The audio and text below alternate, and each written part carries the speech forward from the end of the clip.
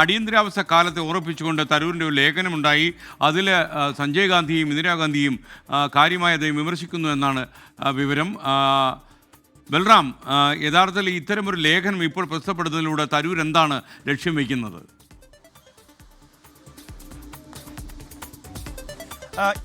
കോൺഗ്രസിന്റെ ദേശീയ സംസ്ഥാന നേതൃത്വങ്ങളെ തുടർച്ചയായി പ്രതിസന്ധിയിലാക്കുകയാണ് ശശി തരൂർ. ഏറ്റവും ഒടുവിൽ പ്രൊജക്ട് സിൻഡിക്കേറ്റ് എന്ന അന്താരാഷ്ട്ര സ്വതന്ത്ര മാധ്യമത്തിൽ എഴുതിയ ലേഖനത്തിലും ശശി തരൂർ അത് തന്നെയാണ് ചെയ്തിരിക്കുന്നത്.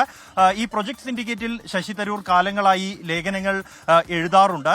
അടിയന്തരാവസ്ഥയുടെ 50-ാം വാർഷികവുമായി ബന്ധപ്പെട്ട അദ്ദേഹം എഴുതിയ ലേഖനത്തിലാണ് ഇന്ദിരാഗാന്ധിക്കും സഞ്ജയ് ഗാന്ധിക്കും എതിരായ രൂക്ഷ വിമർശനം ഉള്ളത്. പ്രധാനമായും അടിയന്തരാവസ്ഥ കാലത്ത് ഇന്ദിരാഗാന്ധിയുടെ കാർക്കശ്യം അത് പൊതുപ്രവർത്തകരെ ഭീതിയിലാഴ്ത്തി എന്നും വിചാരണ പോലും കൂടാതെ തടങ്കലിൽ ആളുകളെ കൊലപ്പെടുത്തുന്ന സാഹചര്യമുണ്ടായി. അത് പുറം ലോകം പോലും അറിയാത്ത സാഹചര്യങ്ങളുണ്ടായി. മാധ്യമപ്രവർത്തകരെയും പൊതുപ്രവർത്തകരെയും കൂടാതെ സാമൂഹ്യ പ്രവർത്തകരെയും അഴികൾക്കുള്ളിൽ അടച്ചു.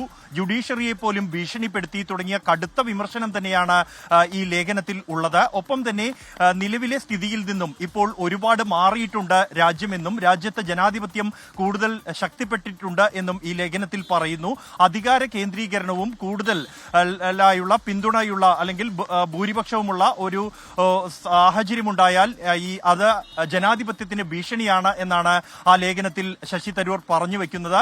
ശശി തരൂർ തന്നെ തന്റെ എക്സ് ഹാൻഡിലൂടെ ഈ ലേഖനം പങ്കുവച്ചിരിക്കുന്നു എന്നുള്ളത് കോൺഗ്രസിനെ കൂടുതൽ പ്രതിസന്ധിയിലാക്കുന്നു. അടിയന്തരാവസ്ഥയിൽ വിയോജിപ്പുള്ള അഭിപ്രായ വ്യത്യാസമുള്ള കോൺഗ്രസ് നേതാക്കൾ, മുതിർന്ന നേതാക്കൾ ഉൾപ്പെടെ ഉണ്ട് എങ്കിൽ പോലും പരസ്യമായി അതിനെ തള്ളിപ്പറയാനും ഇത്തരത്തിൽ കടുത്ത വിമർശനം മുൻ പ്രധാനമന്ത്രി ഇന്ദിരാഗാന്ധിക്കെതിരെ ഉന്നയിക്കാനും ഇതുവരെ കോൺഗ്രസ് നേതാക്കൾ ആരും തന്നെ തയ്യാറായിട്ടില്ല എന്നുള്ളതും യാഥാർത്ഥ്യമാണ്. ഈ ഒരു സാഹചര്യത്തിലാണ് ശശി തരൂർ അത്തരത്തിൽ ഒരു അന്താരാഷ്ട്ര ലേഖനത്തിൽ തന്നെ ഇന്ദിരാഗാന്ധിക്കും സഞ്ജയ് ഗാന്ധിക്കുമെതിരെ കടുത്ത വിമർശനങ്ങൾ ഉന്നയിച്ചുകൊണ്ട് ലേഖനം എഴുതിയിരിക്കുന്നത്. SKN